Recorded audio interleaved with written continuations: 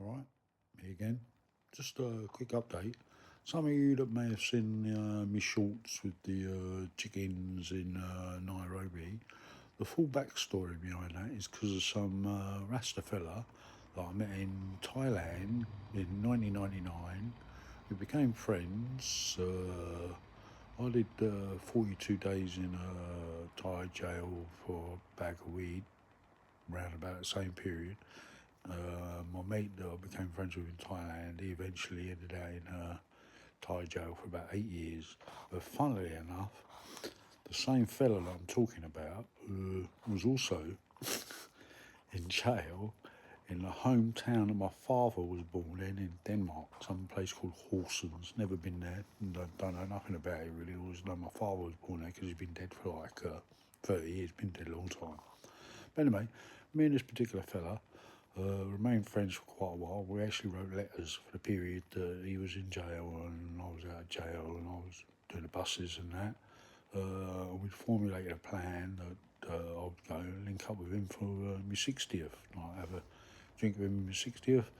As it transpired, last year, June last year, I've done had a situation where opportunity to go spend 6 months in Tanzania hanging out with my mate that I met in Thailand. So this Rasta fella that I met in Thailand, he got a property in Africa and he knew it arranged that I could hang out at his place for 6 months.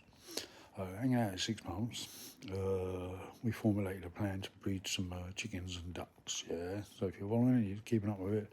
This fella called Rasta fella, African Rasta fella met in Thailand, and I'm staying at his place in Tanzania, Africa, and we're learning about chickens. So I've now figured out between like hanging out at his place, smoking green tobacco, drinking green tea, and all that, doing a bit of like exercising, the only white man in a 100-mile radius sort of thing, but really proper cool, and the whole social thing. But coming back to the chickens, the real thing is, so I now know the cycle of mama chicken.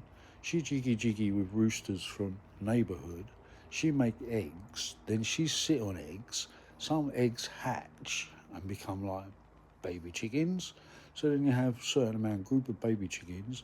They eventually have no, hold on, they get bigger. Mama chicken, then she do round two more chickens. So by now you've got like 10, 12 baby chickens, different solid colours and sizes and that. I was feeding by hand and became really friendly with these chickens. They're getting bigger and bigger. You can't catch them, and they're just generally doing a free-range lifestyle. So basically, 6 months of staying at my place, I learned so much about hand feeding chickens, handling chickens, and just the whole life aspect of chickens, which transpired to be 6 months later. I happened to be meeting with my mate. Hold on, the story would be my mate, another bus driver from another depot in South London, married to a Kenyan lady. I went to his wedding, and they've been married like 20 years. So like, I'm in Tanzania for 6 months.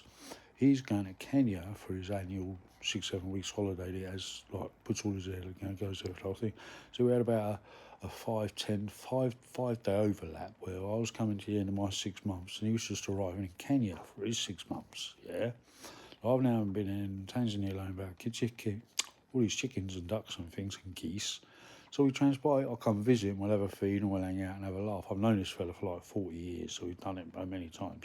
So I hopped on a bus from Dar es Salaam, Tanzania, all the way to Nairobi. Took like 19 hours, danced with Maasai women at the border.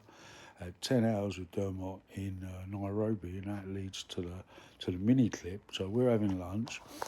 There's an alleyway in Nairobi called Plan B where all the salesmen come by. You want to buy this? You want to buy that? You want to buy that? That man come and buy us some chicken. All that. Fucking hell, jump out of my seat. Go, hey you, come here.